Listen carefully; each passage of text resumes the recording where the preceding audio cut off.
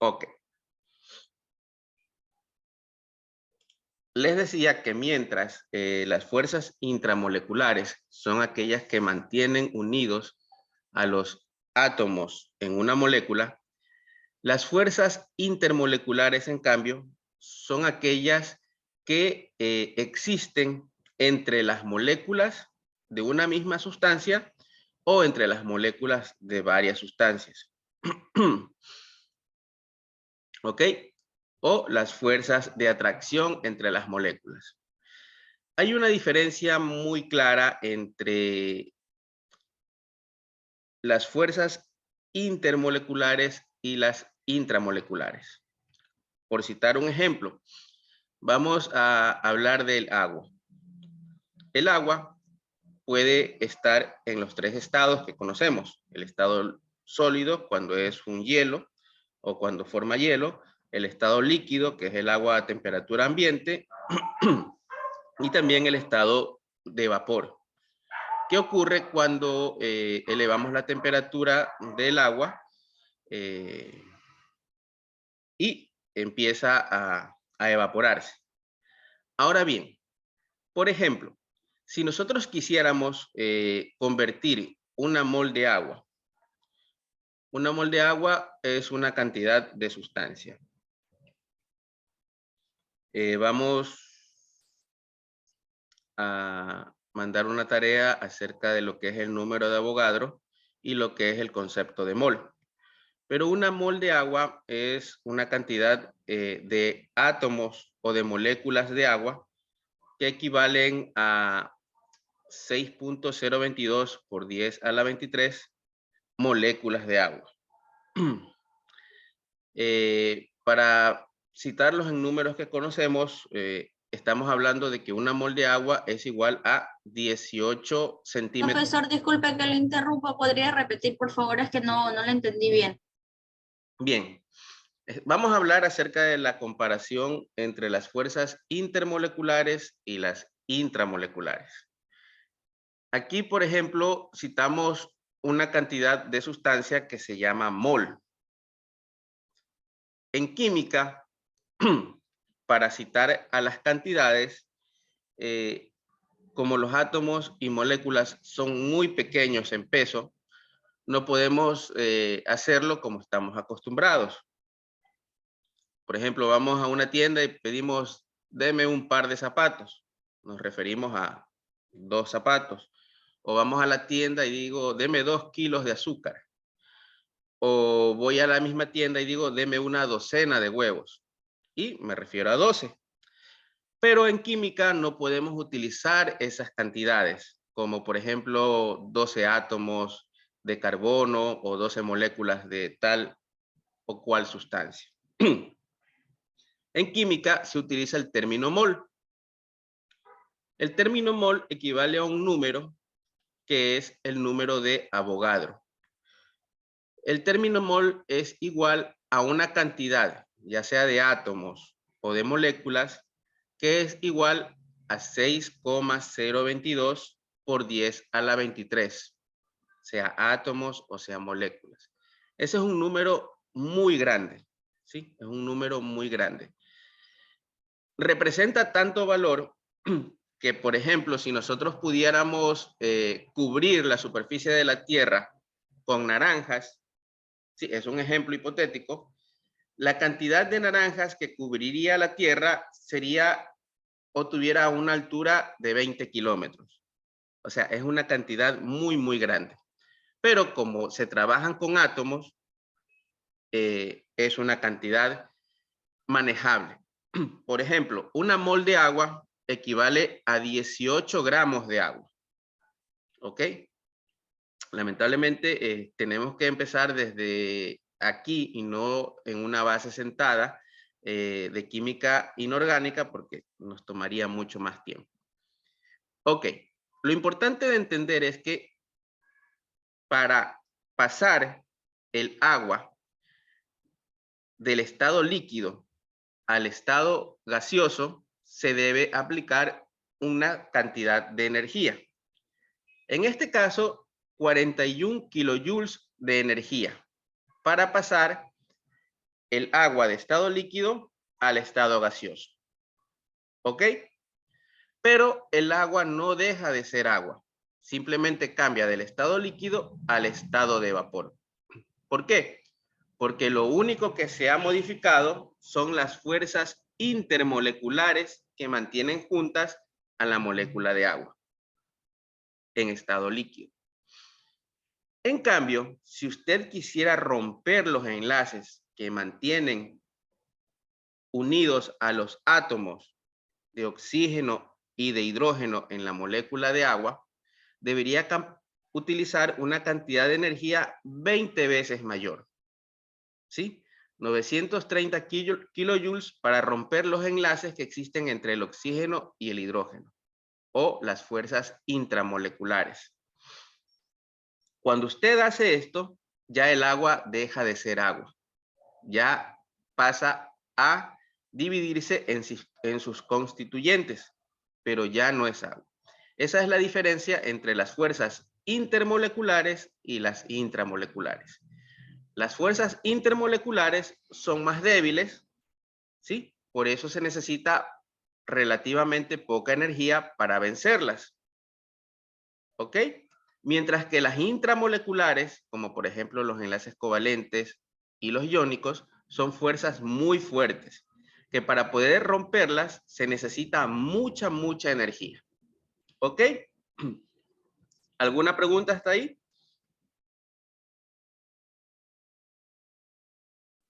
No, profesor. ¿Quedó claro?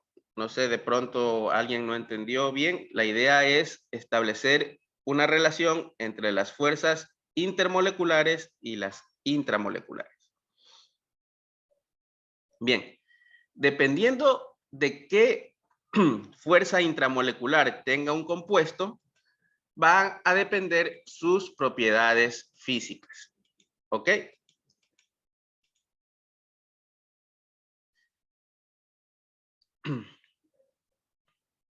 ¿Qué factores influyen en las fuerzas intermoleculares? 1, la carga eléctrica. 2, es el momento dipolar de la molécula, la electronegatividad de los elementos que la forman. 3, es la polarizabilidad o facilidad con la cual la distribución electrónica en el átomo o la molécula puede ser distorsionada.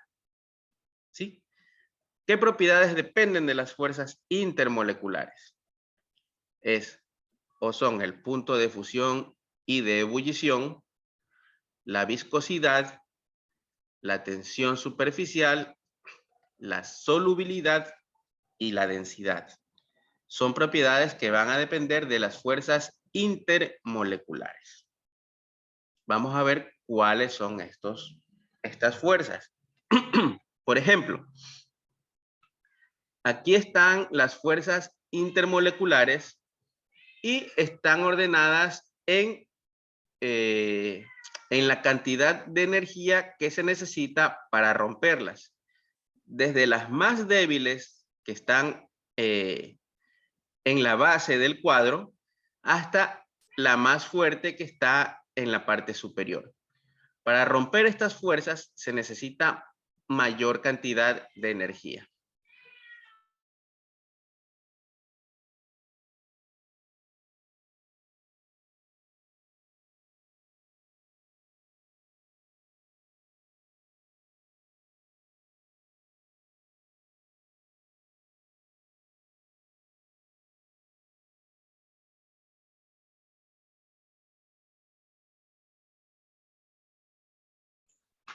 Bien, continuemos.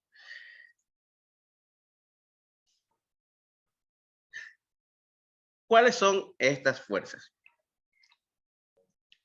Recordemos que son las interacciones que se producen entre las moléculas de una o de varias sustancias. Por ejemplo, las fuerzas ión-dipolo son fuerzas atractivas entre un ión y una molécula polar. Por ejemplo, aquí tenemos un compuesto iónico que es el yoduro de sodio. Es algo similar, bueno, el yoduro de sodio es un compuesto que tiene fuerzas o enlaces iónicos. Y aquí está por ejemplo, una molécula dipolar o que está gobernada por enlaces covalentes polares, como por ejemplo podría ser el agua. Es lo que ocurre cuando se disuelve la sal en agua.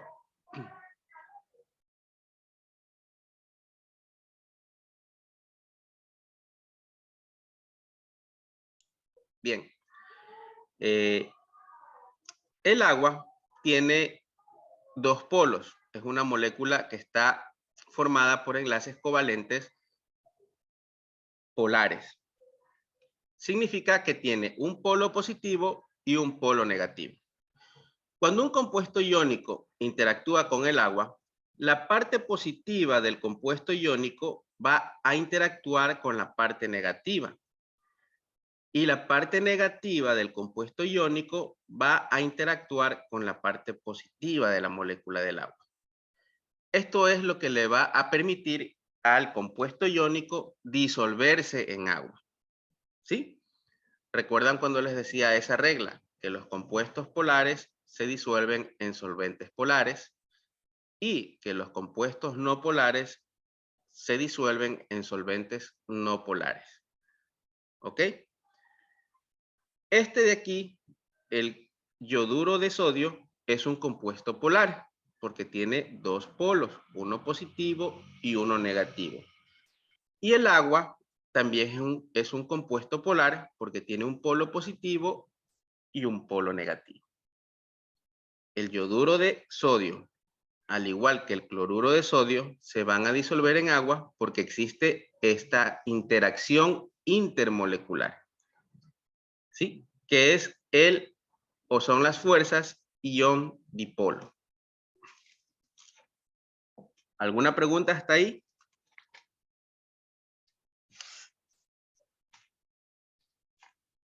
¿No? No.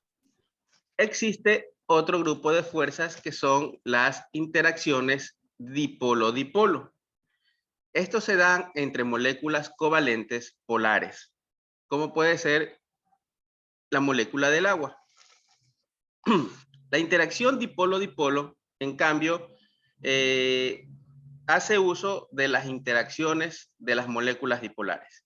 Por ejemplo, el lado positivo de la molécula siempre va a estar atraído por el lado negativo de una molécula. ¿Ok?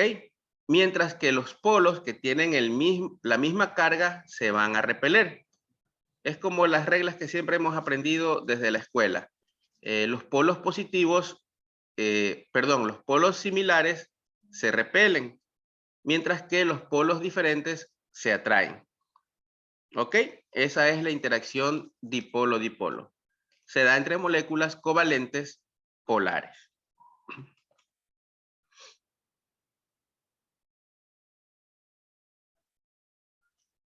Mientras que, por ejemplo, en los compuestos que tienen enlaces covalentes no polares, como por ejemplo podría ser el aceite o el diésel, ¿sí? O la gasolina, estas moléculas tienen enlaces covalentes no polares. Ahí existen otras interacciones que gobiernan estos compuestos.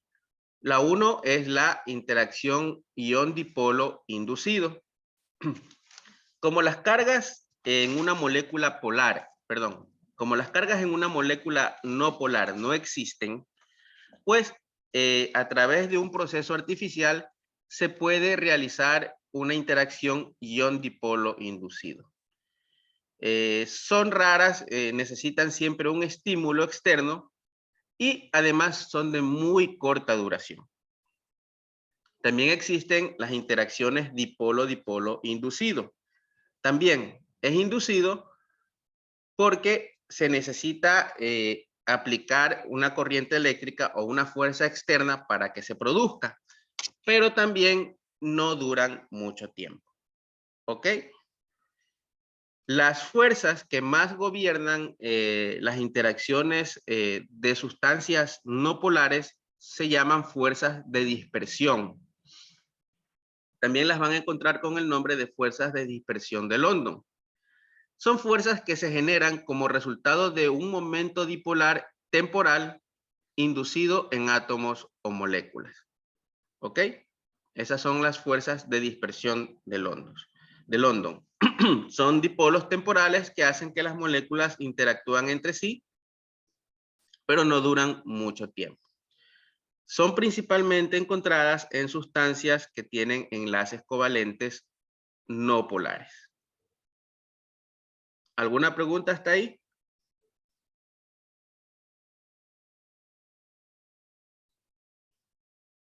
No. No. Bien. Una de las interacciones más importantes de las moléculas se llama el enlace o puente de hidrógeno. ¿Ya? El enlace o puente de hidrógeno es una interacción que explica mucho el comportamiento de una molécula tan importante para la vida como es el agua.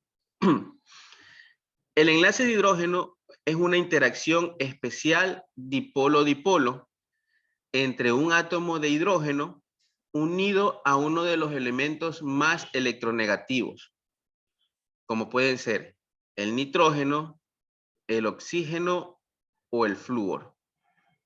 Por lo que es lo mismo, el puente de hidrógeno se da cuando interactúa el hidrógeno con el nitrógeno, el hidrógeno con el oxígeno, como en el caso del agua, o el hidrógeno con el flúor.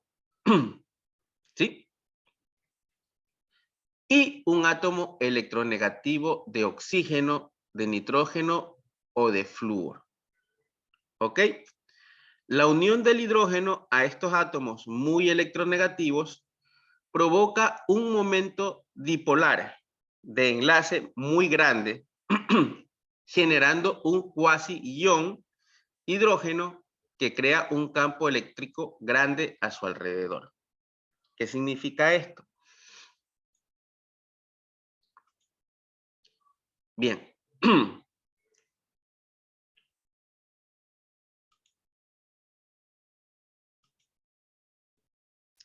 Vamos a dejar de compartir esto. Vamos a ver de qué se trata. Vamos a compartir una pizarra electrónica. Ok. ¿Qué significa? Recordemos algo. El elemento hidrógeno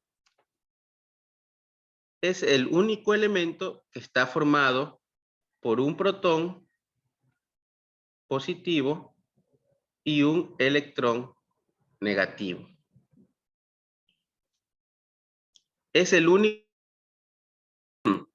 de la tabla que no tiene neutrones. ¿Ya? Solo se comporta como un protón o solo está formado por un protón y un electrón. Nada más. Cuando se forma una molécula de agua, ¿sí? Tenemos el oxígeno. El oxígeno tiene 8 electrones.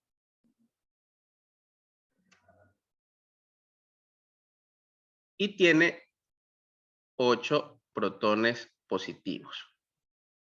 ¿Ok? Ahora bien, el oxígeno es un elemento que es muy electronegativo. ¿Qué pasa cuando el oxígeno forma una molécula del agua con el hidrógeno? Recuerden, se formaba un enlace covalente polar. El oxígeno tenía 6 electrones de valencia. ¿Recuerdan eso? Y el hidrógeno tenía solamente un electrón. Cuando reaccionaban, se formaba un enlace covalente en el cual se comparten los electrones. Cada hidrógeno le comparte un electrón al oxígeno y así el oxígeno logra tener 8 electrones en su última capa y es estable. Mientras que el hidrógeno, por otro lado, el oxígeno le comparte un electrón. Y de esta forma, el hidrógeno obtiene 2 electrones en su capa más externa y queda estable. El problema, bueno, no problema, digamos. Aquí lo que ocurre es que los electrones no están compartidos de una manera muy equitativa. El oxígeno, al ser muy electronegativo, la mayoría del tiempo, este electrón que le compartió el hidrógeno está mucho tiempo más cerca del oxígeno, ¿sí? Pasa mucho más tiempo más cerca del oxígeno que del hidrógeno mismo. Y hace de que la molécula tenga una carga. Vamos a borrar esto. Hace de que la molécula tenga una carga en el oxígeno negativa. ¿Ok? ¿Por qué? Porque tiene más electrones el oxígeno y del lado del hidrógeno tenga una carga positiva. ¿Por qué? Porque el hidrógeno aquí, como perdió su electrón porque el oxígeno lo tiene prácticamente secuestrado, él solo se comporta como que fuera un protón nada más. Y el protón tiene carga positiva. ¿Ok? Ahora bien, el puente de hidrógeno es un enlace que se da cuando las moléculas de agua, bueno, aquí podemos dejar de compartir aquí y compartir otra vez esta tabla de acá. ¿Ok? Centrémonos aquí, donde está la molécula de agua.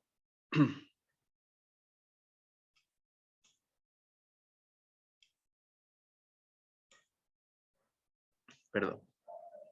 Bien, aquí se da una interacción.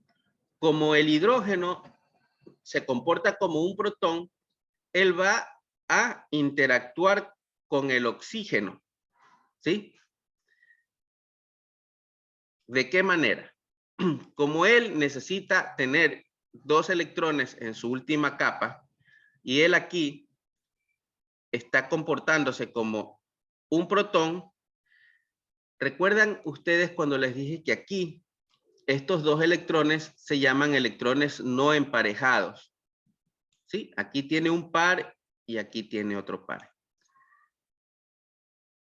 El oxígeno, como tiene estos electrones no enlazantes aquí, produce una interacción entre estos 2 electrones no enlazantes con este protón. Y ahí es cuando se forman los puentes de hidrógeno.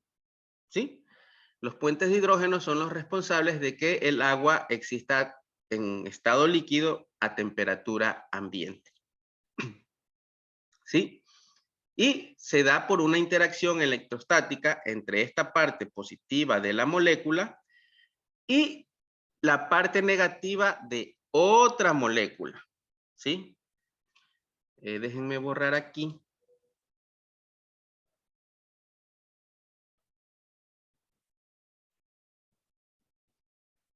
Y nos crea una molécula de esta forma. Aquí tenemos el oxígeno que produce un enlace con el hidrógeno, pero a su vez, como este hidrógeno tiene cargas positivas, va a interactuar con la molécula, con otra molécula de agua adyacente, ¿sí? Y aquí, entre estos 2 electrones no enlazantes que tiene, se va a producir una interacción electrostática. ¿Sí? ¿Por qué? Porque este tiene carga positiva y el oxígeno tiene carga negativa. ¿Sí? Una interacción electrostática, lo que habíamos hablado, los polos opuestos se atraen y los polos iguales se repelen. Como el oxígeno tiene carga negativa y el hidrógeno tiene una carga positiva, se atraen, ¿sí? Y así es como se forman los puentes de hidrógeno. Es una interacción electrostática muy fuerte, muy fuerte. Les hago una pregunta. ¿A qué temperatura hierve el agua aquí en la costa? A 100 grados. A 100 grados centígrados. Bien, entonces por regla general, 100 grados centígrados aquí en la costa es lo que necesita para romper totalmente los puentes de hidrógeno que mantienen unidos a las moléculas de agua y que pase del estado líquido al estado gaseoso. ¿Ok? Y digo aquí en la costa porque, por ejemplo, en la sierra el agua hierve a menor temperatura. Puede estar del orden de los 90, 95 grados centígrados. Todo va a depender de la altitud. A mayor altitud, el agua hierve a menor temperatura. ¿Sabían eso? Sí. ¿Sí? Qué bueno que tengan ese conocimiento. ¿Alguna pregunta hasta ahí?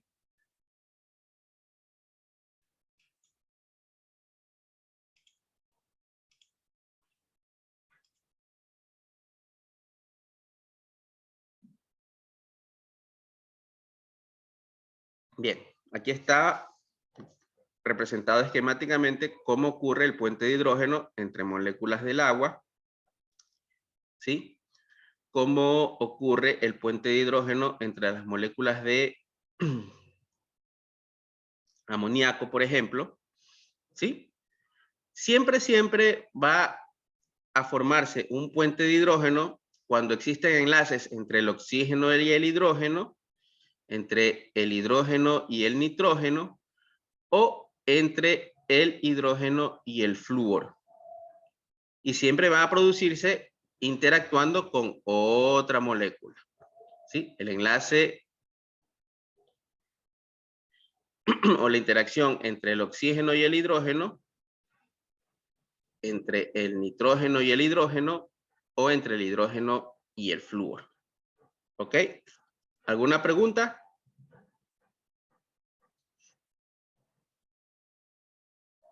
No. Bien.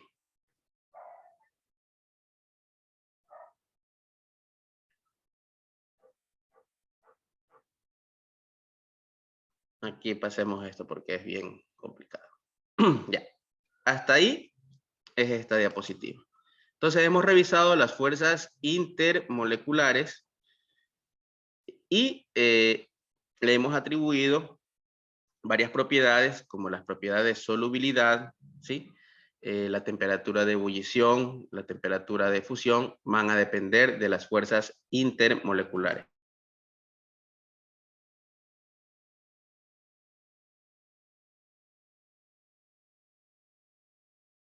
Profe, ¿podría repetir eso, por favor? ¿Qué parte? Sobre la ebullición que estaba hablando. Allá. Habíamos dicho que de las fuerzas intermoleculares dependen varias propiedades de la materia, entre ellas el punto de ebullición, ¿sí? Déjenme...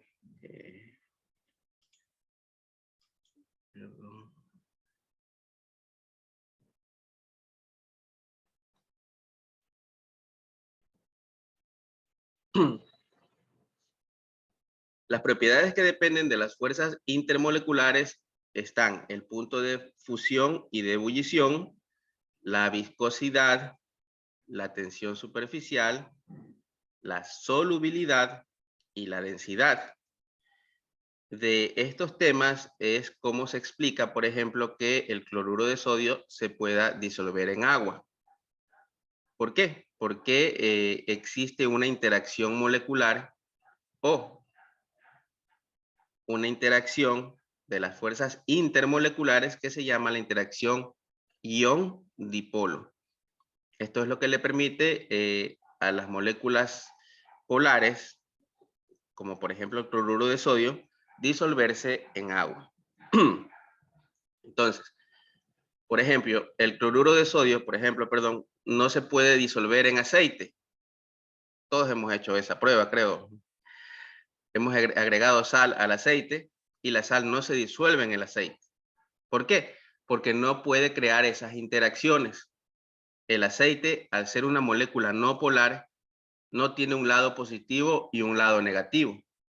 Entonces, el cloruro de sodio, al ser en cambio una molécula iónica y polar, que tiene un polo positivo y un polo negativo, no puede interactuar con las moléculas de aceite y por eso no se disuelve. Mientras que, por ejemplo, sí se disuelve en agua, porque como hacíamos el ejemplo,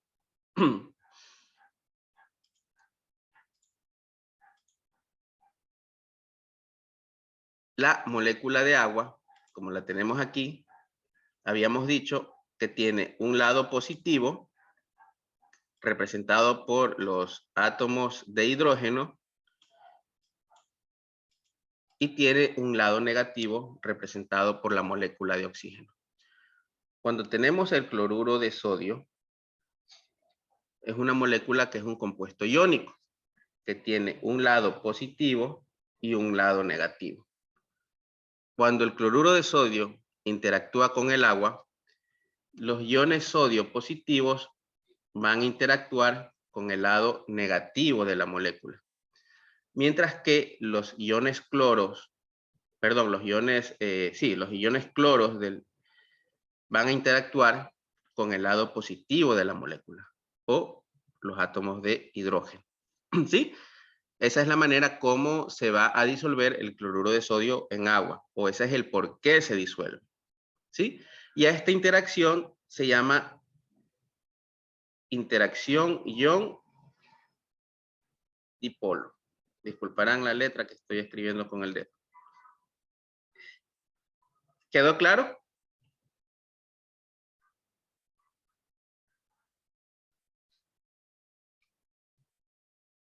Hola. La señorita que había dicho que no había entendido, ¿quedó claro? Sí, profesor. Ok. Bien.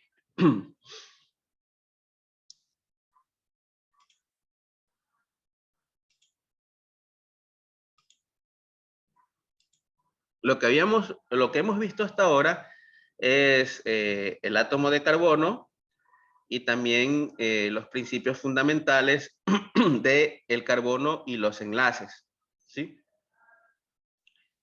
Y también las características que les dan el tipo de enlace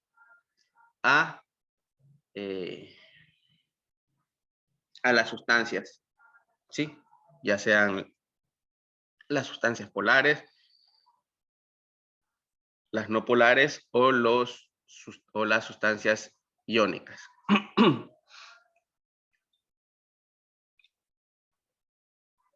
Ahora bien, vamos a ver la parte de las fórmulas estructurales y la manera como se representan las moléculas en química orgánica.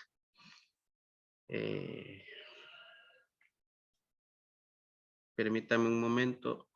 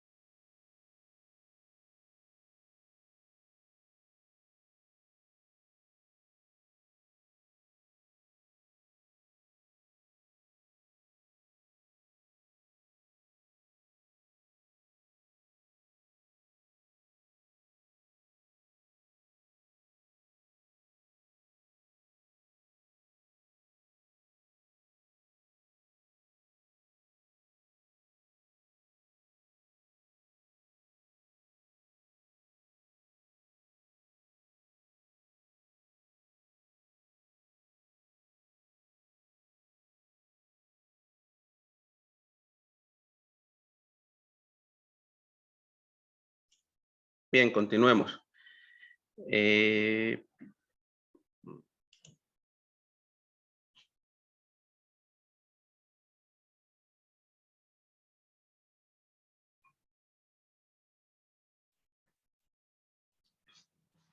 Vamos a revisar ahora lo que es la clasificación de los compuestos orgánicos. De acuerdo, por ejemplo, con Chemical Abstract, que es la publicación que resume y cataloga la literatura química, existen más de 50 millones de compuestos orgánicos conocidos. Entendamos que esa es una cantidad muy, muy grande. Y a la par existen compuestos orgánicos que cada día, gracias al avance de la ciencia, se están descubriendo. Cada uno de los compuestos orgánicos que se descubren, o de los 50 millones que ya se conocen hasta la actualidad, cada uno tiene propiedades físicas únicas, como por ejemplo sus puntos de fusión y ebullición, ¿sí? Y cada uno tiene una reactividad química característica. Entonces, tratar... Doctor, disculpe, ¿está Dígame. compartiendo pantalla? No. Ah, ya. Sí. Entonces, tratar a cada uno de los compuestos de forma individual sería un error. ¿Ok? Los químicos han aprendido a través de muchos años de experiencia que los compuestos orgánicos pueden clasificarse en familias, de acuerdo con sus características estructurales, ¿sí? Y que los miembros de una familia con frecuencia tienen un comportamiento químico similar. Entonces, en lugar de manejar 40 millones de compuestos con reactividad aleatoria, hay algunas docenas de familias de compuestos orgánicos, cuya química se puede predecir de manera razonable. ¿Ok? A estas familias de compuestos se las conoce como grupos funcionales. ¿Ok? Vamos a compartir esta presentación. La función química o grupo funcional es un conjunto de propiedades que permite agrupar a ciertas sustancias. Las sustancias agrupadas dentro de una función química presentan análogas propiedades químicas o similares propiedades químicas. El grupo de átomos que le confiere reactividad semejante a distintas sustancias se llama grupo funcional. Un ejemplo claro. Todos hemos tomado un jugo de naranja, ¿sí? Y un jugo de limón. Ambos tienen una similitud. Saben ácido. Esto se debe a un grupo funcional que se llama ácido carboxílico. Ok. Todos también, por ejemplo, hemos consumido yogur. ¿Sí o no? El yogur también tiene un sabor ácido. ¿Ok? Este sabor ácido que le da esta característica similar al yogur, en cambio, es el ácido láctico. Entonces, hasta ahí tenemos dos sustancias que saben algo similar, tienen un sabor ácido, como es el ácido láctico en el yogur y el ácido cítrico en las frutas cítricas. ¿Ok? También nosotros hemos tomado suplementos de vitamina C.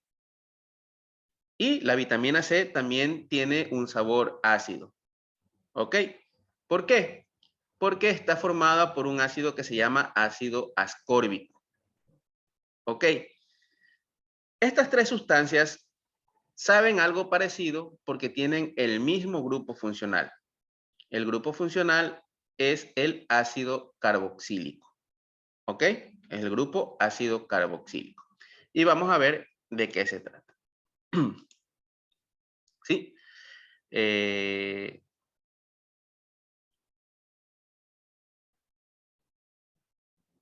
Vamos a dejar de compartir aquí y vamos a compartir la página del libro. ¿Ok?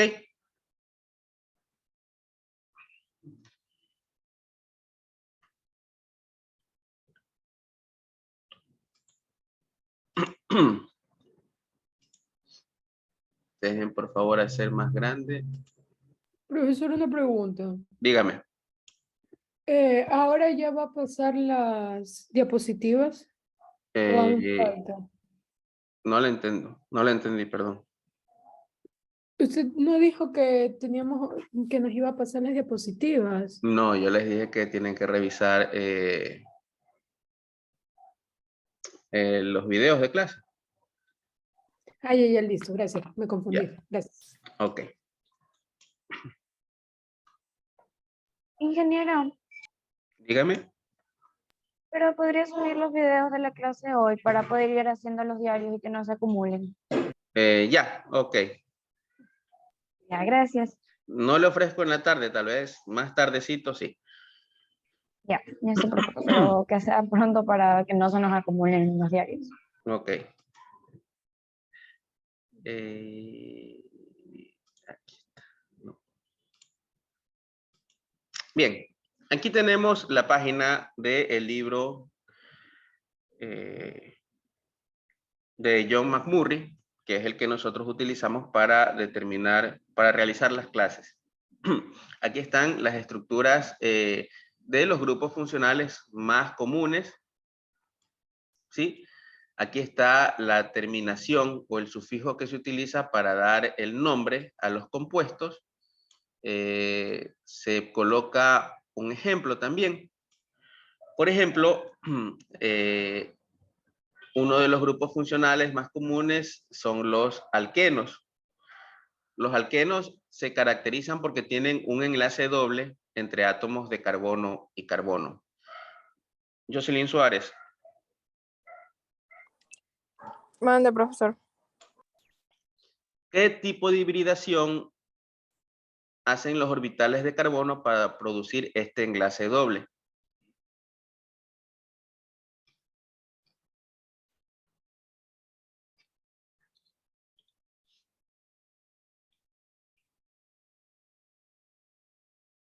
Recuerden, los enlaces dobles entre carbono y carbono son producidos por la hibridación sp2. ¿Ok? Los enlaces triples, como en este caso de aquí, que produce este grupo funcional que se llama alquino, son producidos por los enlaces sp. Y hay otro grupo de sustancias que no están aquí que se llaman los alcanos. Los alcanos tienen enlaces simples entre carbono y carbono y son producidos por la hibridación sp3. Verán que eso es pregunta de lección y de examen, ¿ok?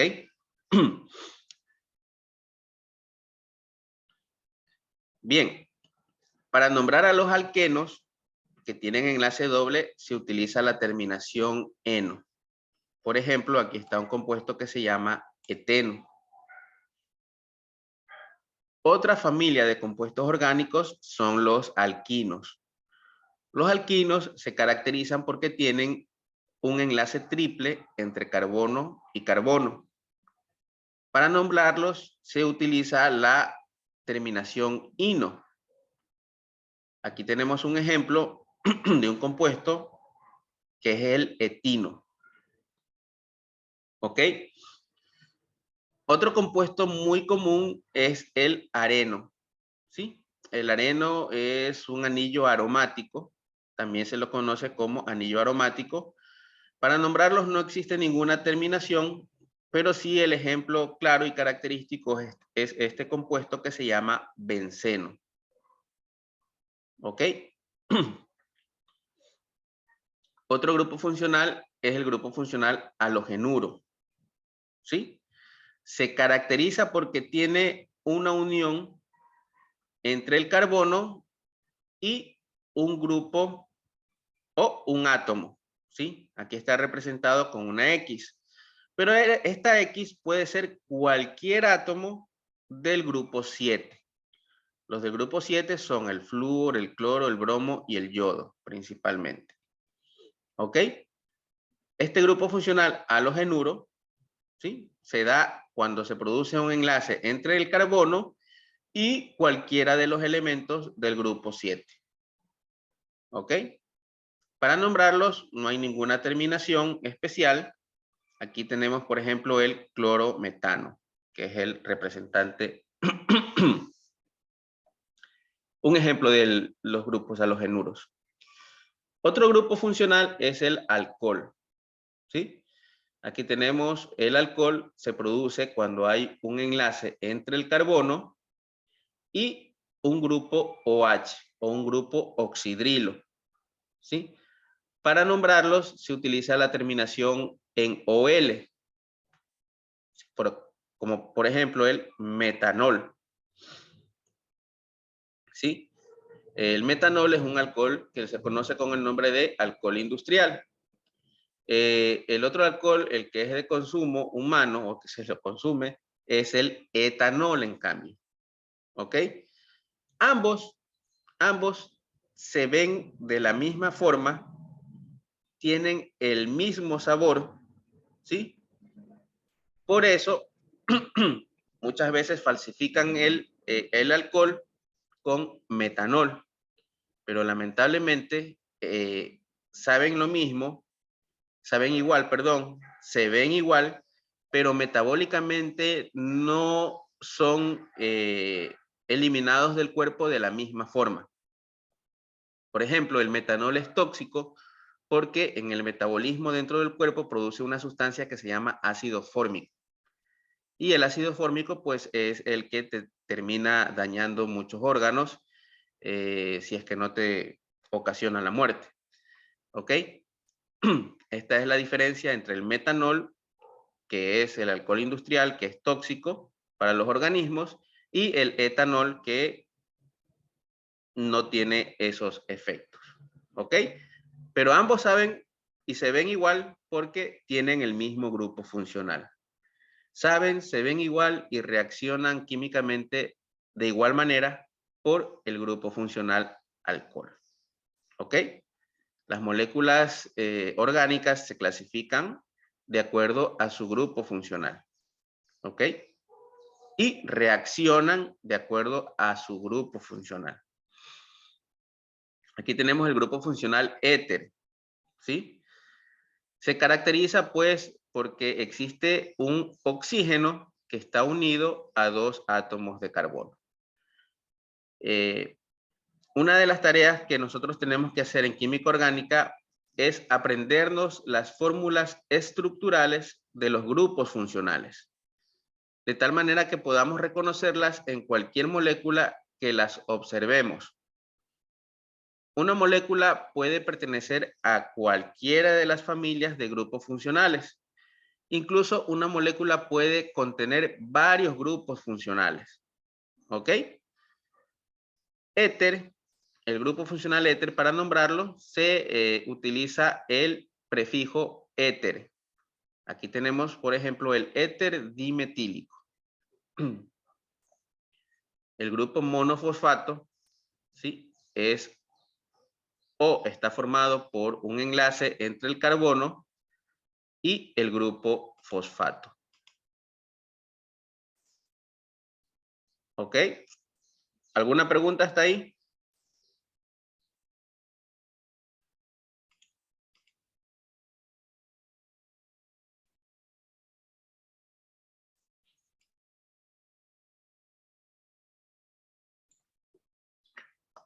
¿Alguna pregunta, perdón?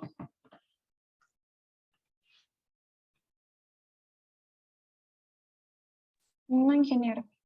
Ok. El grupo difosfato está formado pues entre un enlace entre el grupo carbono o el átomo de carbono y dos grupos fosfato.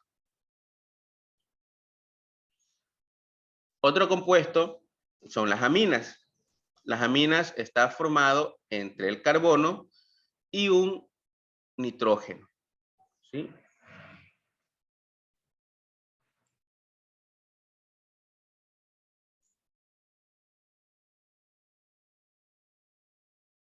para nombrar a las aminas se utiliza el sufijo amina. Aquí, por ejemplo, tenemos la metilamina. Tenemos el grupo funcional imina, ¿ok? El grupo funcional nitrilo está formado a través de un enlace triple entre el carbono y el nitrógeno, ¿sí?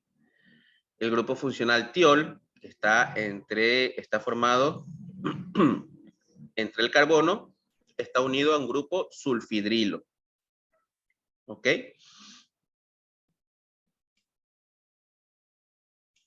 El grupo funcional sulfuro está formado a través de un enlace entre el azufre y 2 átomos de carbono. Grupo funcional disulfuro. Grupo funcional sulfóxido. Aquí está el grupo funcional aldehído, ¿sí?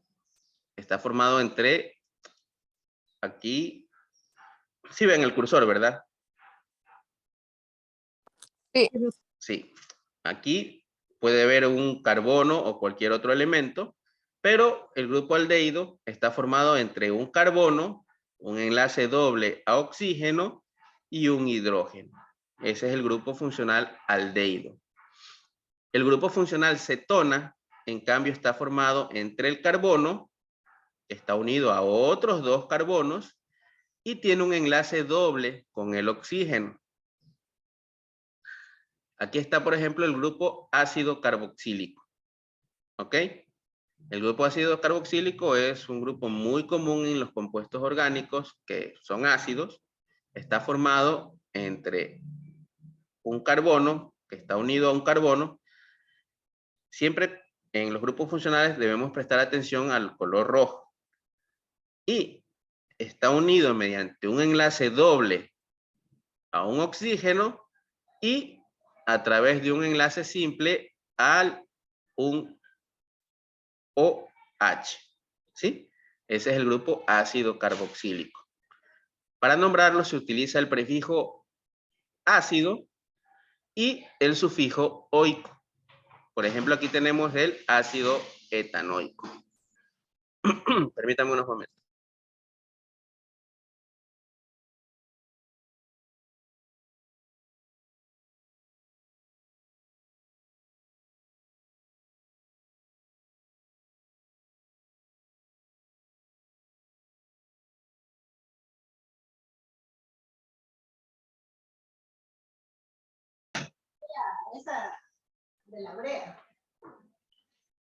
¿Alguna pregunta?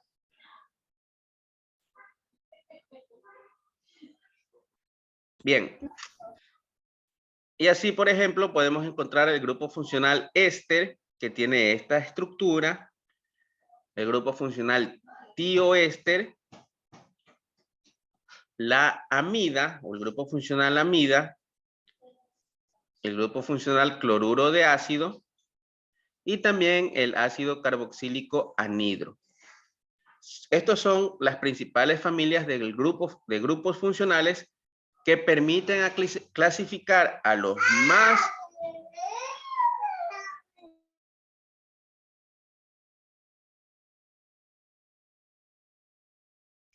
bien, perdón. Entonces, estos grupos funcionales son los que permiten clasificar a los más de 50 millones de compuestos orgánicos conocidos en diferentes familias, para que sea más fácil estudiarlos y ordenarlos. Recuerden, un grupo funcional o todos los compuestos que tienen el mismo grupo funcional van a reaccionar de manera similar. ¿Ok? ¿Alguna pregunta hasta ahí?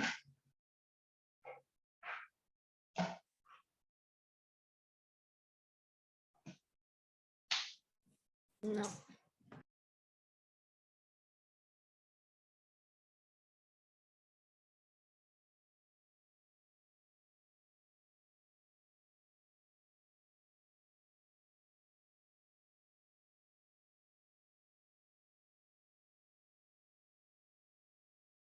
Permítanme, ¿alguna pregunta hasta ahí?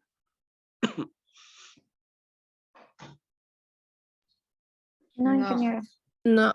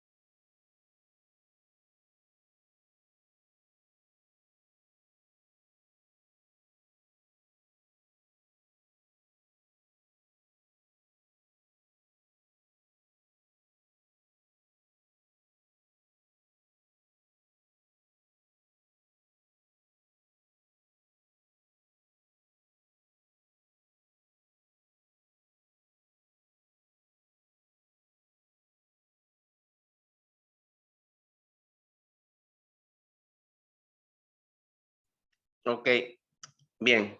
No hay preguntas ahí entonces. Se entiende muy bien.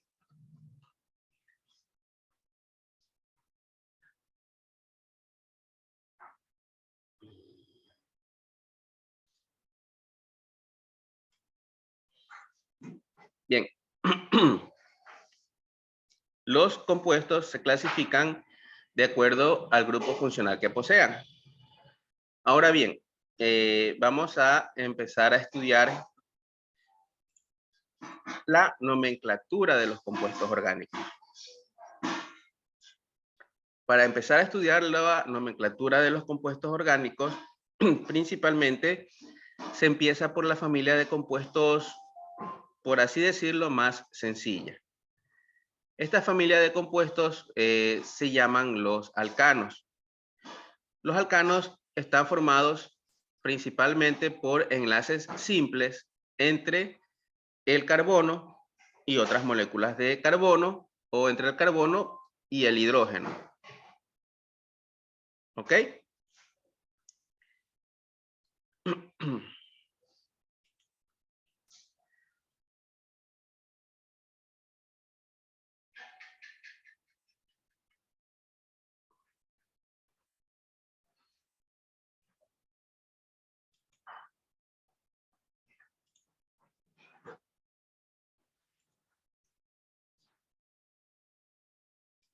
Bien, aquí también es la página del libro de McMurray.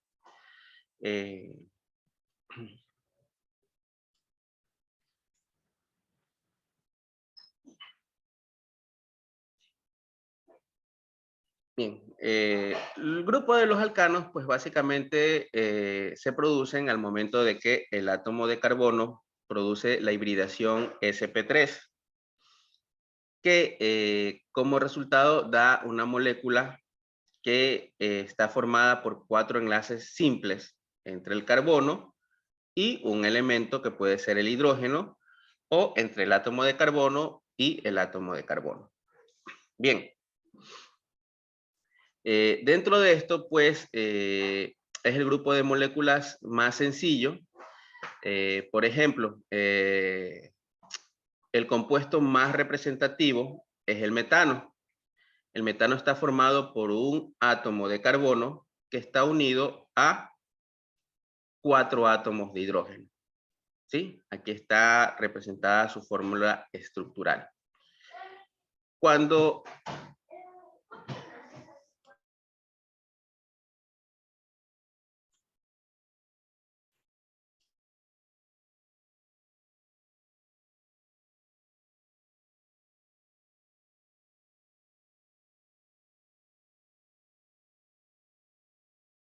ya. Bien, cuando la molécula está formada por un átomo de carbono y 4 de hidrógeno, se llama metano. ¿Ok? Los otros alcanos más representativos, por ejemplo, son el etano, que está formada por 2 moléculas de carbono y 6 átomos de hidrógeno. El siguiente compuesto es el propano. Está formado por 3 átomos de carbono y 8 átomos de hidrógeno. El butano, en cambio, es el compuesto que está formado por 4 átomos de hidrógeno y 4 átomos de carbono y 10 átomos de hidrógeno. Luego, o a partir de los compuestos formados hasta 4 átomos de hidrógeno, se puede decir que tienen un nombre propio.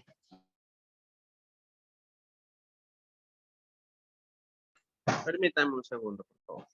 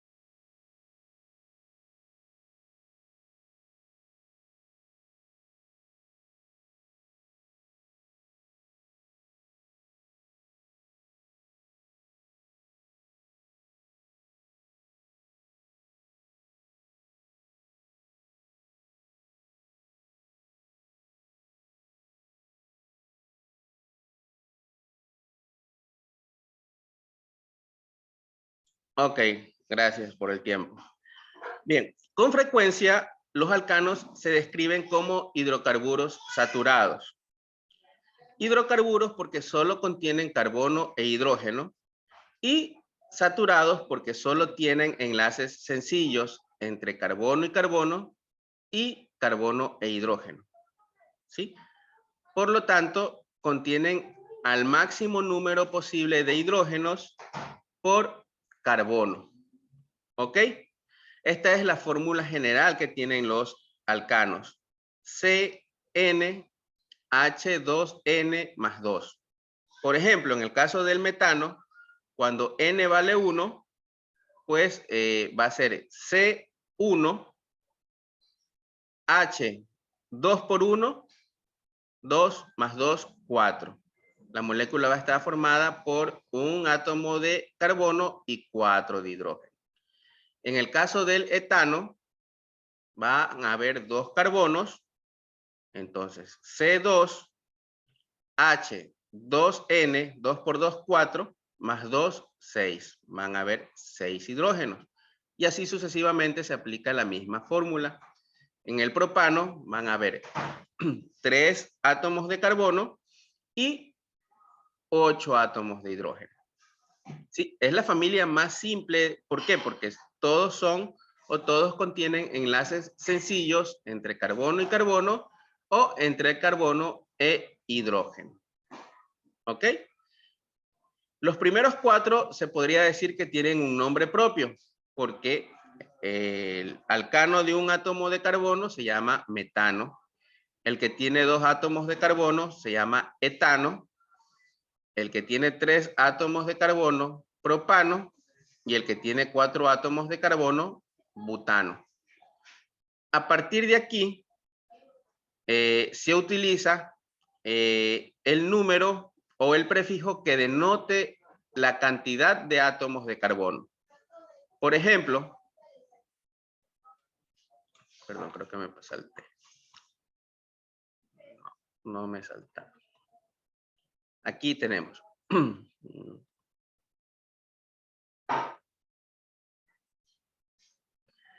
Aquí tenemos, por ejemplo, hasta el que tiene 4 átomos de carbono se llama butano. A partir de 5 átomos de carbono reciben el nombre poniéndole el prefijo que represente 5. Por ejemplo, el alcano de 5 átomos de carbono se llama pentano. El de 6, hexano. El de 7, heptano. El de 8, octano. Y así sucesivamente de acuerdo al número de átomos de carbono que contenga.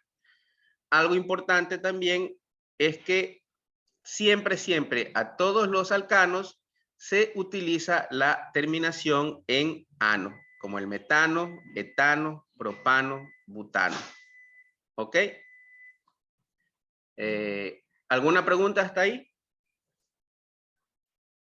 Ingeniero, ¿podría repetir la fórmula que dijo de los para nombrarlos? La fórmula para nombrarlos. No, o sea, la fórmula de los numeritos cuando tenían los átomos de hidrógeno. Ok. Habíamos dicho que los alcanos son la familia de compuestos más sencilla de estudiar. ¿Por qué? Porque primeramente es el átomo de carbono que tiene hibridación sp3. Con frecuencia también se los llama hidrocarburos saturados. ¿Por qué? Porque tienen el máximo número de enlaces que puede tener el átomo de carbono. El átomo de carbono puede formar hasta 4 enlaces simples. ¿Ok? Ahora,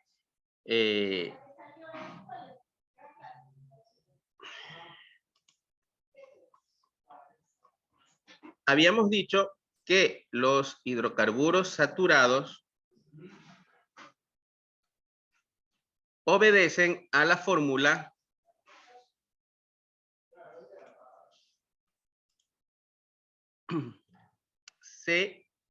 CnH2n más 2. ¿Ya? ¿Qué significa esto? Por ejemplo, en el caso del metano, cuando él solo tiene un átomo de carbono, es C1 H2 por 1 más 2. 2 por 1, 2. Más 2 es igual a 4. En el caso del metano, el metano solo está formado por un átomo de carbono que está unido a 4 enlaces simples con el hidrógeno. ¿Ok? Se cumple esta fórmula. En el caso del etano, que está formado por 2 átomos de carbono, tenemos que cuando C vale 2, H vale 2, que multiplica a 2 más 2. 2 por 2, 4, más 2 es igual 6. Entonces, el etano está formado por 2 átomos de carbono y 6 átomos de hidrógeno.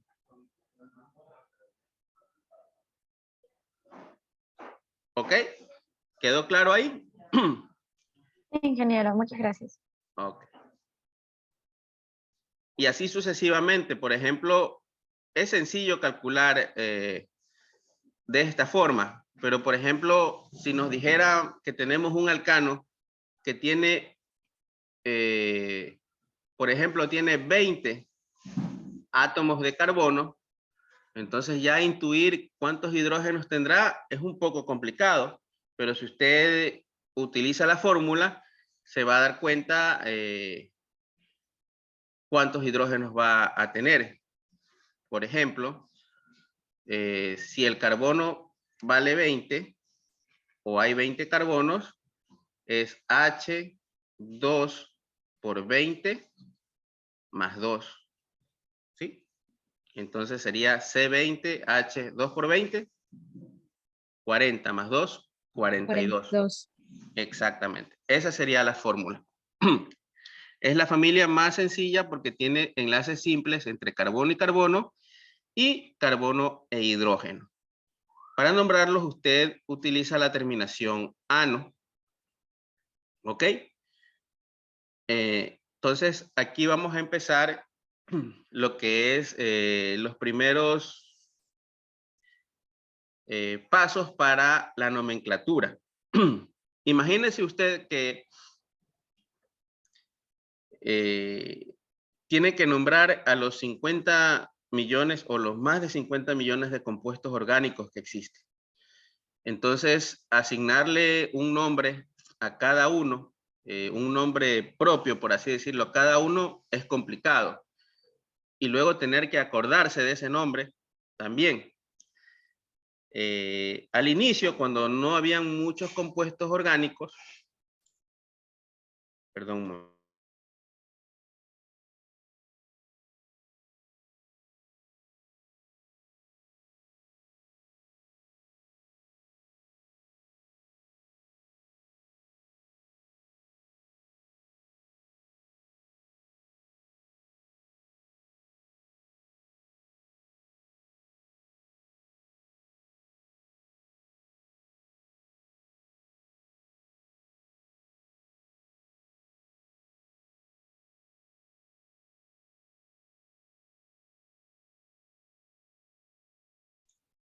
perdón, es que tengo un poco de tos y es complicado hablar por mucho tiempo. Bien, aquí vamos a iniciar la parte de la nomenclatura de los alcanos. Por ejemplo, cuando se conocían pocas sustancias orgánicas, los compuestos se nombraban de acuerdo con el capricho de la persona que los descubría. Por ejemplo, uno de los compuestos que se utiliza mucho como fertilizante en los días actuales es la urea. Pero la urea era una sustancia cristalina que fue aislada a partir de la orina. Por eso se llamó urea. Otro compuesto que se descubrió también al inicio era la morfina. La morfina es un analgésico cuyo nombre se deriva del dios del sueño que se llama Morfeo. ¿Ok? El ácido barbitúrico es una sustancia tranquilizante que su descubridor lo nombró en honor a una amiga que él tenía que se llamaba Bárbara. ¿Ok? Entonces, eso fue al inicio. Pero conforme se fueron descubriendo muchos más compuestos, ya era un poco más complicado asignarle un nombre a cada uno. Es por eso que la Unión Internacional de Química Pura y Aplicada empezó a diseñar un grupo de reglas para asignar los nombres de los compuestos. Bien, pero antes de avanzar hasta ahí, tenemos que hacer una recapitulación o hacer una pequeña introducción. No sé ustedes si están de acuerdo. ¿Qué les parece si hacemos un receso aquí de una media hora? ¿Les parece bien? Y volvemos a las 3. Profesor. Ok, quedemos así, volvemos a las 3. Ya, muchas gracias. Gracias. Gracias. Gracias. Bien, vamos a continuar la clase. ¿Tienen alguna duda o algo que no quedó entendido de forma clara de pronto?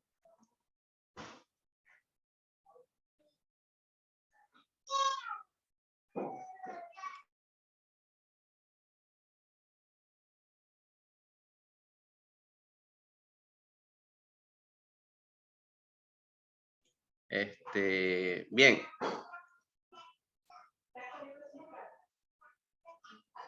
Estamos viendo las nociones para ingresar a la nomenclatura de los compuestos orgánicos.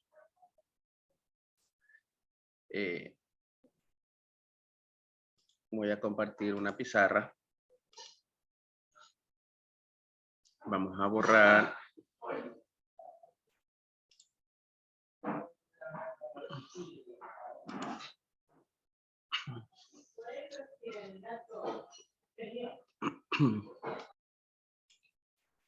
Bien, dentro de una molécula de los alcanos tenemos al alcano que tiene una molécula de carbono y 4 de hidrógeno, que se llama metano, al que está formado por 2 átomos de carbono y 6 de hidrógeno se llama etano, al que está formado por 3 átomos de carbono y 8 hidrógenos se llama propano. Y el que tiene 4 átomos de carbono y 10 átomos de hidrógeno y se llama butano. ¿Estamos hasta ahí claros? Sí. Ok. Ahora bien, cada carbono dentro de la molécula de un alcano recibe un nombre. Vamos a quedarnos únicamente con el butano. Vamos a borrar los otros.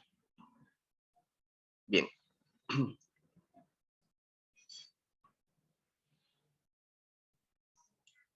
Ahora,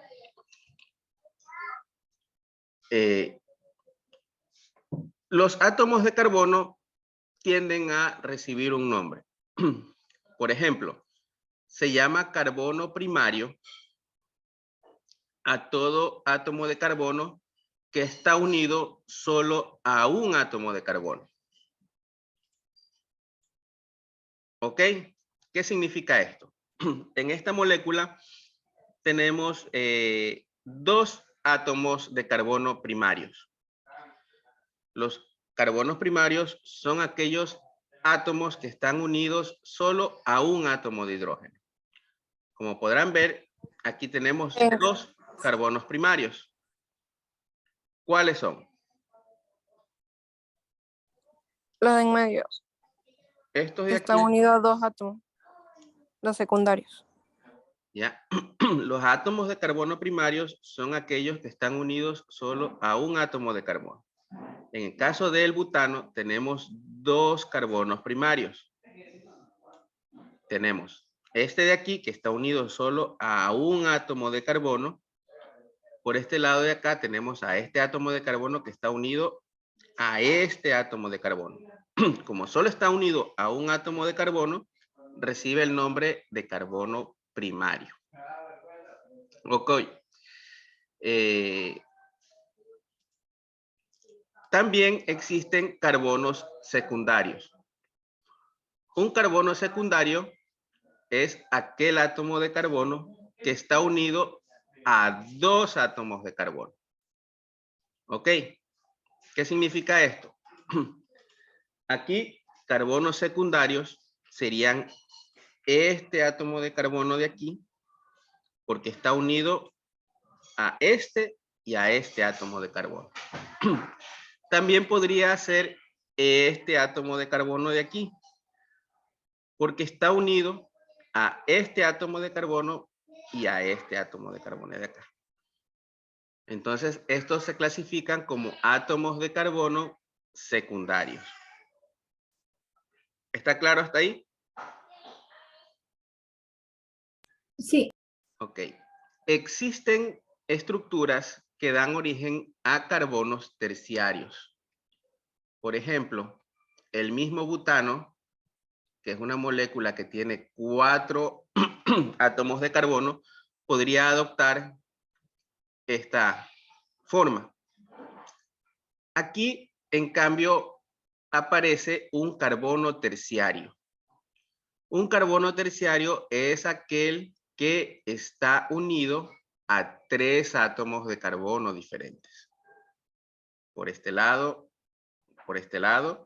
y por este lado. Es un carbono terciario. ¿Ok?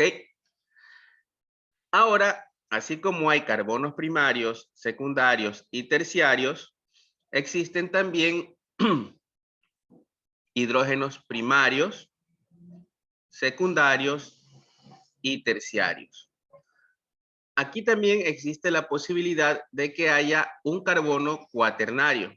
Un carbono cuaternario es un carbono que está unido a 4 átomos de carbono diferentes. El máximo número de enlaces que puede formar un átomo de carbono es 4.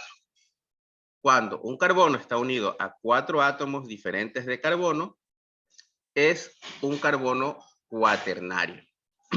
Esto sirve para poder identificar y que ustedes puedan localizar dentro de la molécula orgánica cualquier característica principal. Por ejemplo, es posible que le digan o que escuchen que el grupo alcohol está unido al carbono primario. Entonces ya saben que se refiere a uno de estos. O les digan el grupo alcohol está unido al carbono secundario. Podría ser cualquiera de estos. O le digan en esa molécula existe un carbono cuaternario. Se refiere a esto. ¿Ok? De igual manera,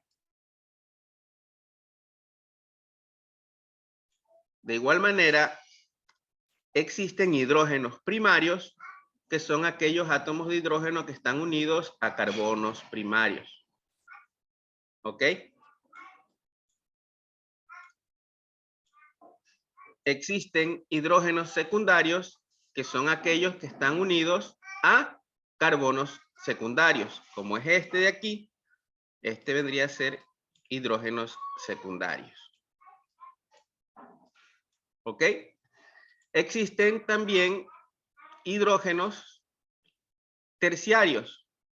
¿Por qué se llaman terciarios? Porque son hidrógenos que están unidos a carbonos terciarios. ¿Ok? Hidrógenos cuaternarios no existen, porque no pueden estar unidos a un carbono cuaternario, porque ya el carbono cuaternario tiene su máximo cantidad de enlaces. ¿Quedó claro esa conceptualización? Sí. ¿Sí? Bien. Estamos viendo las nociones para internarnos a lo que es nomenclatura de los alcanos. Les puse una tarea en LBA. La tarea es o se trata acerca de una consulta de lo que son los ácidos. Cuando hablamos de ácidos, ¿a qué nos referimos? Cuando hablamos de una base, ¿a qué nos referimos? ¿Ok? Ahí está. Perdón, un momento.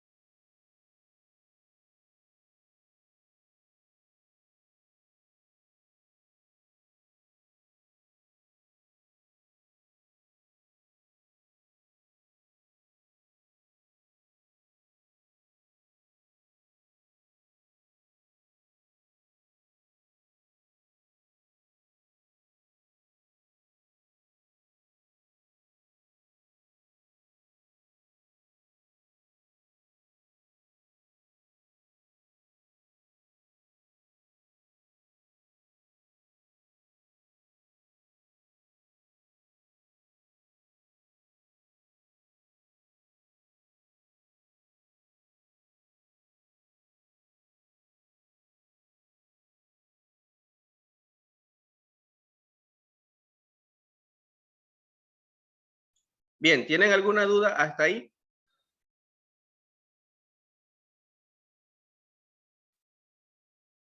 No, profesor.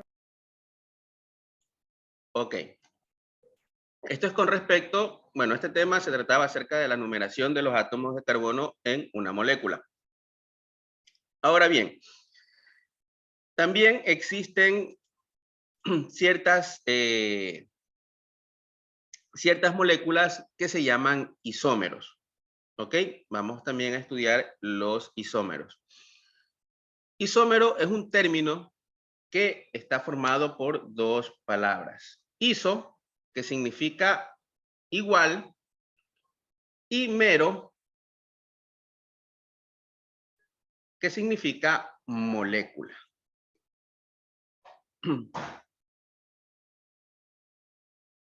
¿Qué quiere decir esto? Los isómeros son moléculas que están formadas por los mismos átomos en número y en especie, pero que tienen conformaciones diferentes. ¿A qué nos referimos esto? Por ejemplo, cuando hablamos del metano, el metano solo existe una conformación o solo puede existir en una configuración, que es el carbono en el centro y los hidrógenos a los costados.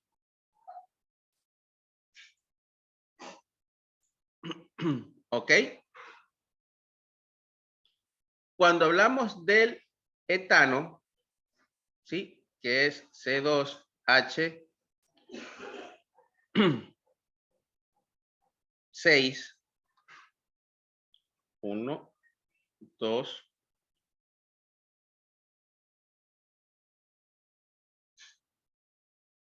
está el otro H, hidrógeno, hidrógeno. Solo existe también en una configuración. Es esta. Continuemos. Cuando decimos el propano, está formado por 3 átomos de carbono unidos a hidrógenos. También podemos decir que solo existe una manera en que puede existir la molécula. ¿Sí o no? No hay cómo ponerla de diferente manera o decir que tiene otra configuración. Las complicaciones empiezan a surgir a partir del butano. Vamos a borrar esto. El butano tiene 4 átomos de carbono y por ende tiene la fórmula C4H10. ¿Sí? ¿Estamos de acuerdo? Porque es CnH2n más 2. Cuando N vale 4, H vale 10. 2 por 4, 8, más 2 es 10. Entonces, la forma común de representar al butano es así. Es la forma lineal. Cuando tenemos al butano de esa forma, se denomina butano. Disculparán que estoy rayando con el dedo. Pero el butano también tiene otra conformación. Los átomos se pueden ordenar de forma diferente. Y nos da esta característica o una molécula que tiene esta forma.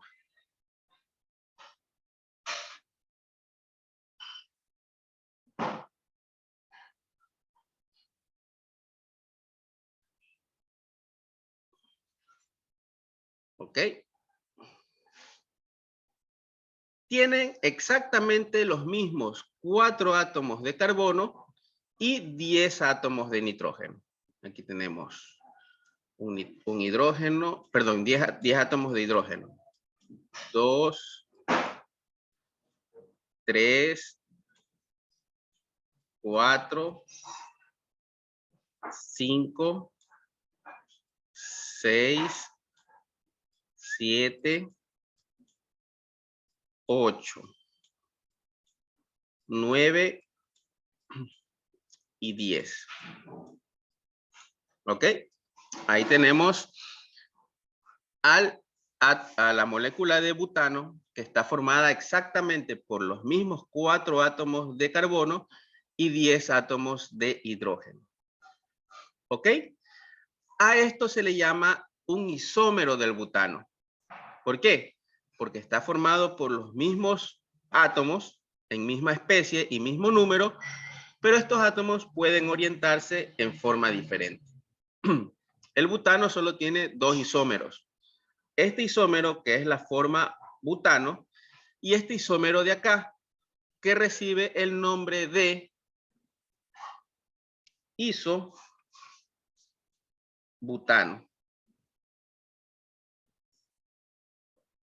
¿Ok? La complicación aparece de aquí en adelante. ¿Por qué? Porque a más átomos de carbono que tenga la molécula, va a poder tener mayor cantidad de isómeros. ¿Cómo es esto?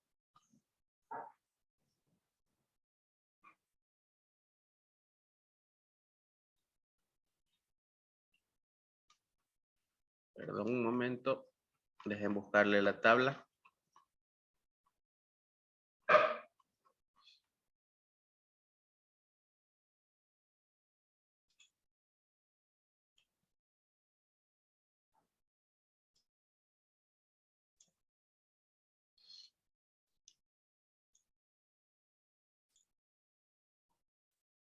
Aquí está la tabla. Número de isómeros de alcano. Por ejemplo, el alcano hexano puede tener 5 isómeros. El heptano puede formar 9 isómeros. El alcano de 8 carbonos puede formar 18 isómeros. Y a mayor cantidad de átomos de carbono que tenga el alcano, puede tener mayor cantidad de isómeros. Por ejemplo, el nonano tiene 35 isómeros. El decano tiene 75 isómeros. ¿Ok? El icosano, que tiene 20 carbonos, tiene 366.319 isómeros. ¿Ok? Y el triacontano, que tiene 30 átomos de carbono, tiene esta cantidad exorbitante de isómeros. Lógicamente, para no complicarnos la vida, podemos hablar simplemente del hexano, que tiene 5 isómeros. Lógicamente, estas 5 moléculas no se pueden llamar todas hexano, porque van a haber diferentes configuraciones que nos va a dar diferentes propiedades dentro de una molécula. Y cada molécula va a tener su propio nombre. ¿Ok? Para empezar a nombrar a las moléculas, ¿quedó claro hasta ahí? ¿Tienen alguna pregunta? ¿Podría repetir esa parte, profe? El de los isómeros. Sí. A ver. Así como les había dicho, existen moléculas que se llaman isómeros. Se llaman isómeros porque están formadas exactamente por los mismos átomos en número, ¿sí? Y de la misma especie. ¿Ok? Como por ejemplo en el caso del butano. El butano tiene 4 átomos de carbono y 10 átomos de hidrógeno. Pero pueden haber isómeros. Quiere decir que se forman moléculas que tienen otra forma, por así decirlo, tienen otra distribución, pero exactamente están formadas por los mismos números de átomos.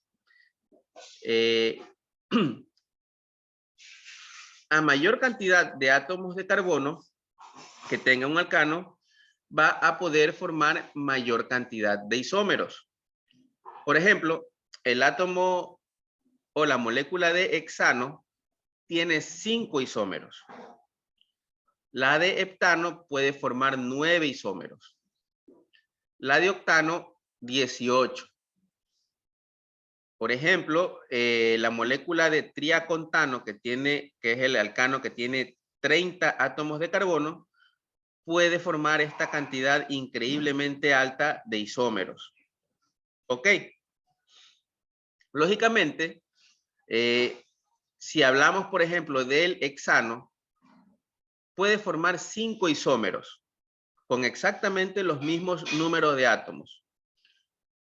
Pero esos 5 compuestos no se pueden llamar de manera similar, porque el hecho de que ya los átomos estén ubicados en diferentes posiciones va a cambiar la naturaleza del compuesto.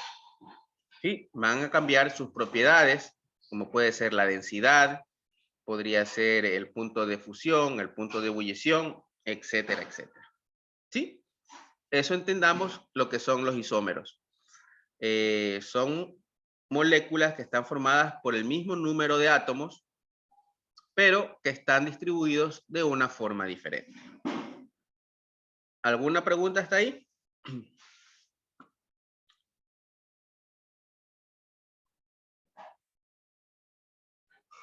Hola. No, perfecto. Ok. No, ninguno.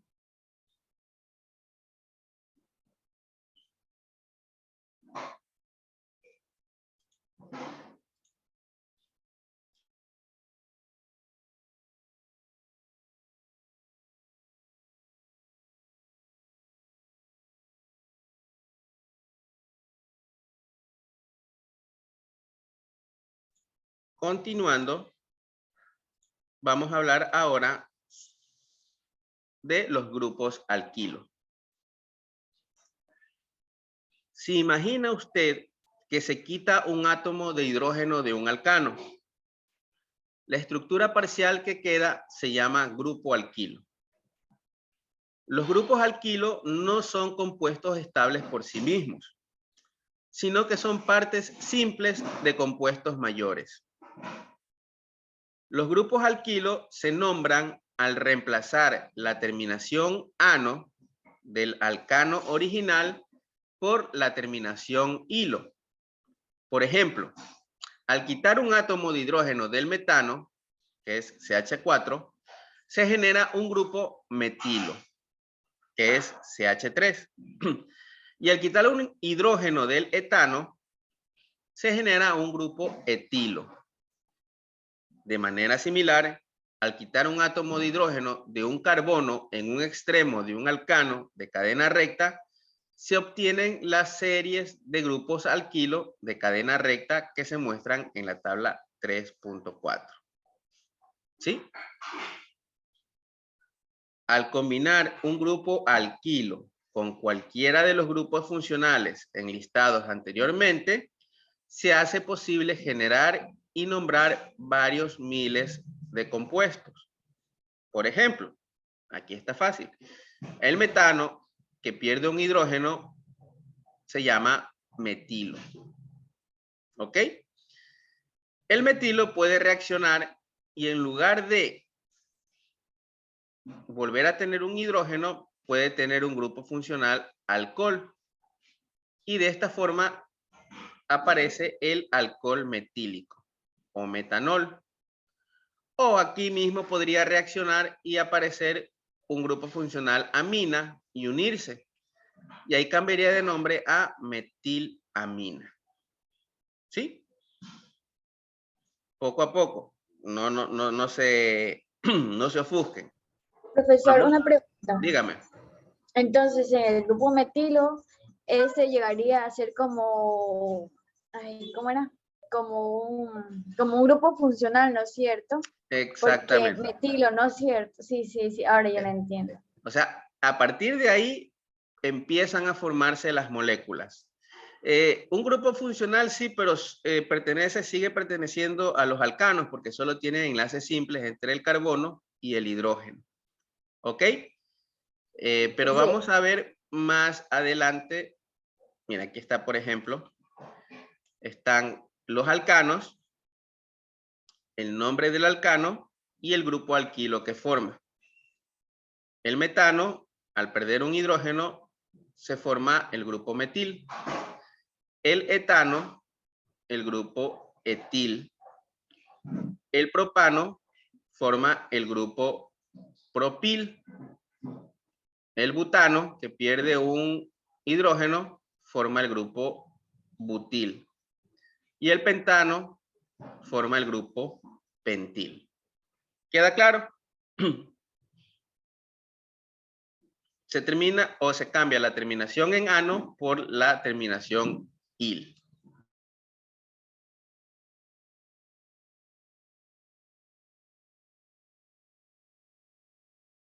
¿Preguntas?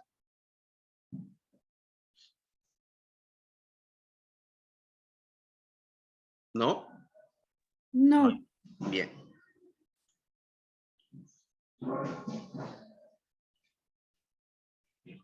Ahora, Como suena todo tan fácil, hay algo que deberíamos estar haciendo mal. Hay un refrán que es así. Si todo te parece fácil es porque algo estás haciendo mal. Bien, vamos a compartir la pizarra. La complicación surge cuando aparecen los isómeros. ¿Ok? Por ejemplo, tenemos al metano y si pierde un hidrógeno, ya no se llama metano, se llama metil. El etano pierde un hidrógeno. La única forma en que puede perder un hidrógeno es que sea un hidrógeno del carbono primario. ¿Sí o no? ¿Sí? Pierde un hidrógeno del carbono primario. ¿Cómo se llama ahora? Etil. Etil, exactamente. ¿Ok? Ahora, la complicación aparece en el propano.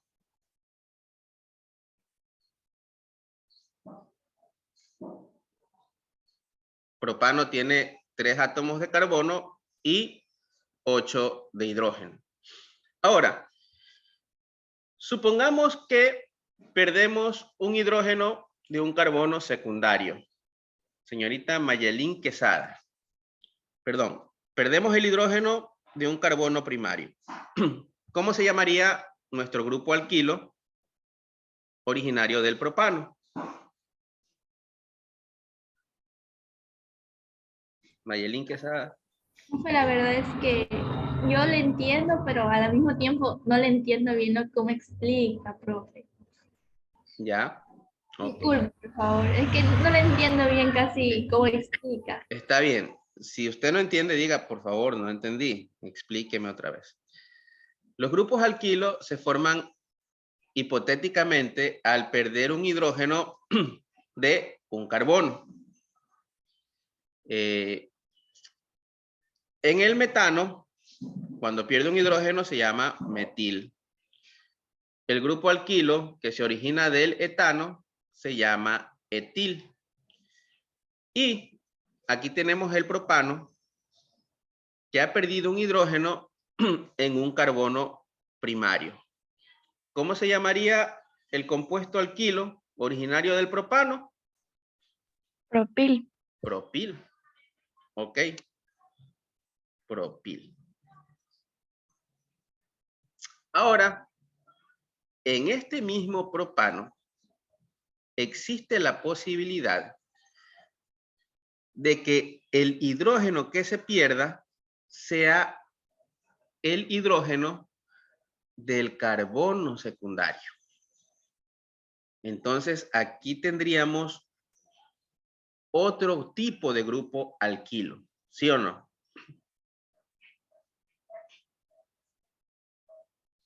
No es lo mismo. A este grupo alquilo, en el cual el hidrógeno se ha perdido en el carbono secundario, ¿sí? Se llama isopropil. Eso tenemos que grabarnos. O sea, depende de en qué carbono se esté perdiendo el hidrógeno para que tenga otro nombre. Que reciba su nombre. Exacto. Pero hay claves. Por ejemplo, aquí la clave está en conocer los prefijos. Cuando se pierde un carbono secundario en el propano, se da cuenta que nos origina una molécula que es simétrica. Es parecida tanto hacia el lado derecho como hacia el lado izquierdo. ¿O es lo mismo, sí o no? Sí. Es simétrica, ¿verdad? Cuando algo es simétrico o es igual o es parecido, se utiliza el prefijo iso. ¿Sí? Así como cuando decimos isómero. ¿Por qué? Porque tienen los mismos constituyentes tanto en números como en especie. ¿Sí?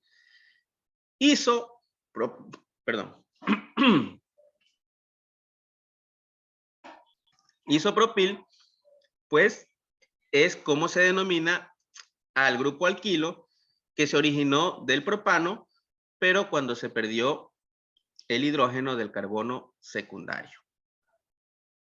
Cuando se pierde el hidrógeno del carbono primario, pues se llama propil simplemente. En este caso se llama isopropil. ¿Ok? ¿Queda claro hasta ahí? Se llama así porque se perdió el carbono secundario, ¿no? Exactamente. Se pierde el carbono, se pierde el hidrógeno del carbono secundario y se forma una molécula que es simétrica hacia la derecha y hacia la izquierda. Como es simétrica a ambos lados, pues se utiliza el prefijo iso. Isopropil. ¿Tienen alguna duda hasta ahí? Entonces, profesor, se pierde un hidrógeno del carbono secundario en el propano, se denomina isopropil. Exactamente. Sí. Ok. ¿Ya? Ahora tenemos, por ejemplo, el butano. Tiene 4 átomos de carbono. ¿Ok? Y tiene 10 átomos de hidrógeno. No los coloco porque se sobreentiende. Suponiendo que perdemos un hidrógeno del carbono primario. ¿Cómo se llama el grupo alquilo?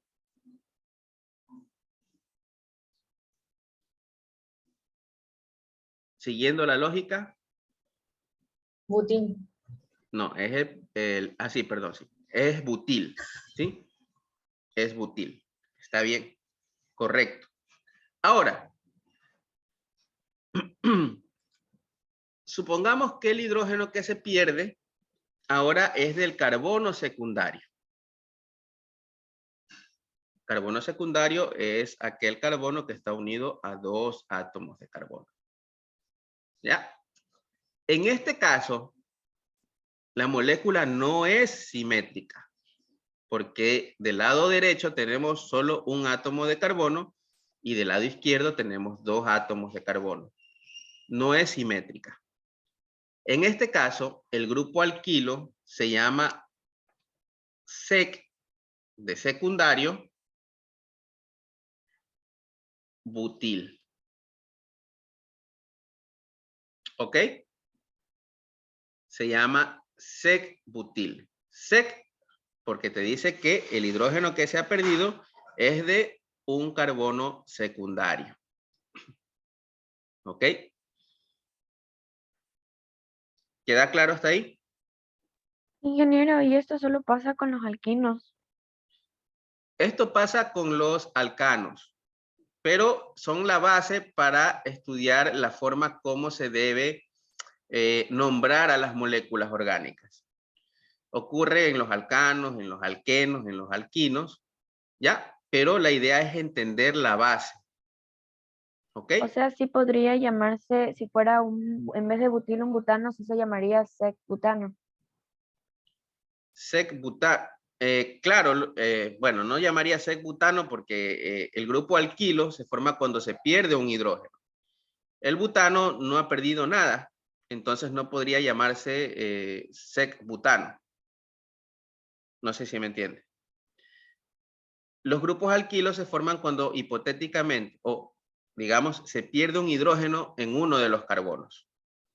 Entonces ahorita, dependiendo de el carbono donde se pierda el hidrógeno, va a recibir su nombre.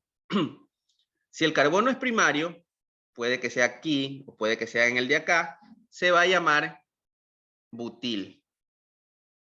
Aquí se ha perdido el carbono, perdón, se ha perdido el hidrógeno del carbono secundario. Podría ser este. Podría también ser este de aquí.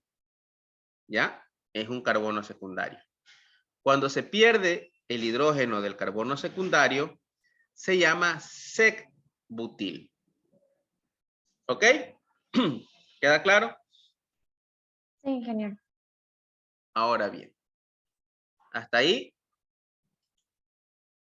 está fácil.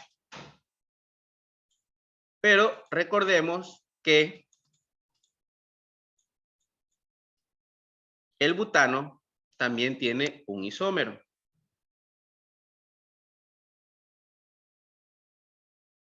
¿Ok?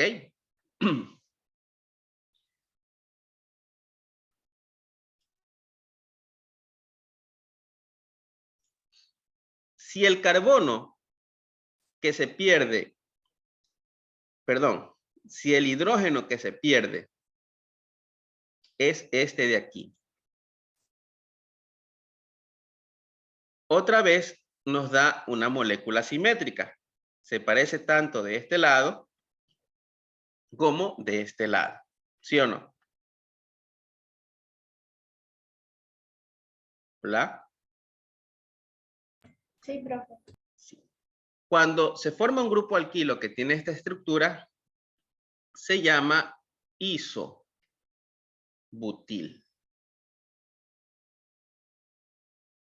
¿Ok? Cuando el grupo alquilo que se forma tiene esta característica, se pierde el hidrógeno de este carbono y nos da una molécula simétrica tanto de este lado como de este lado, se llama isobutil. ¿Preguntas hasta ahí?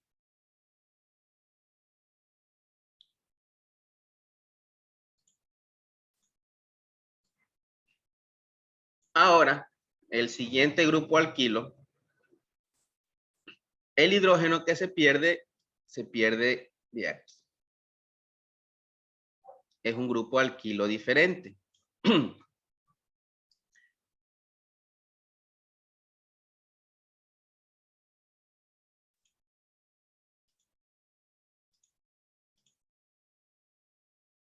Alguien que me ayude. Este carbono que está aquí, el que estoy señalando, ¿es primario, secundario o terciario? Terciario. Es un carbono terciario porque está unido a otros 3 átomos de carbono. Si el átomo de hidrógeno que se pierde es del carbono terciario del butano, el grupo alquilo al que da origen se llama terbutil.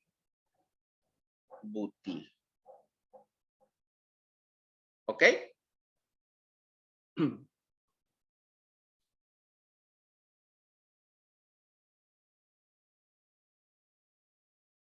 ¿Está claro? Sí, doctor. Ok. Bien. Vamos a dejar hasta aquí. Para la siguiente clase, lo que tenemos que hacer es aprendernos los grupos funcionales, las fórmulas estructurales, tenerlos bien grabados para poder reconocerlos en cualquier molécula en la cual están presentes. ¿Ok?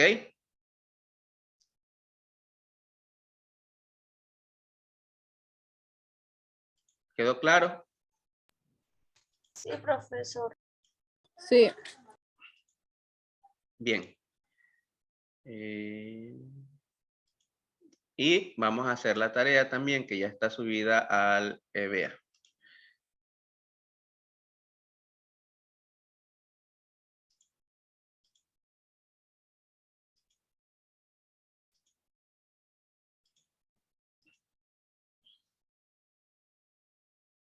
Ok. María Acevedo. Presente, profesor. Carlos Alvarado. Presente, profesor. Jennifer Córdoba. Buenas tardes, presente. Ok. John Chamba. Presente. Dayana Garcés. Leila Guamán. Presente. Keiko Huartizaca. Presente, profesor. Cristian Heredia. Presente. Leonela Jaramillo. Buenas tardes, presente. Brittany Lalangui. Buenas tardes, presente. Gloria Mackenzie. Presente. Paola Moncada. Presente. Emily Moreno. Presente, Moreno. Alejandra Morocho. Presente. Giselle Pesantes. Presente.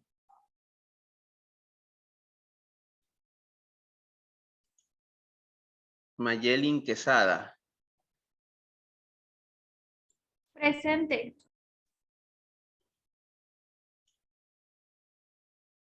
A ver, Giselle Pesantes. Dígame. Ok. Camily Ramírez.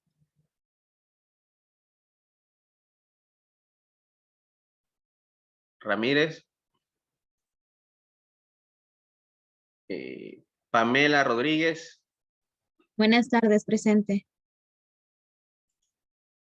Yasurí Rodríguez. Presente. Camila Romero. Presente. Marvela Ron. Presente. Cristel Saraguro. Presente. Madeleine Sarango. Presente. Dayana Seraquive. Presente.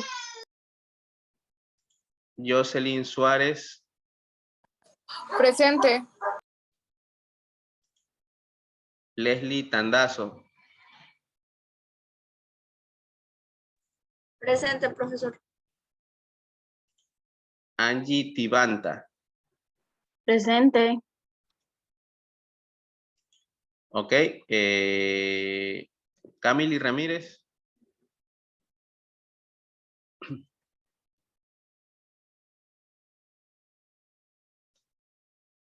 Ya. Bien, eso es todo.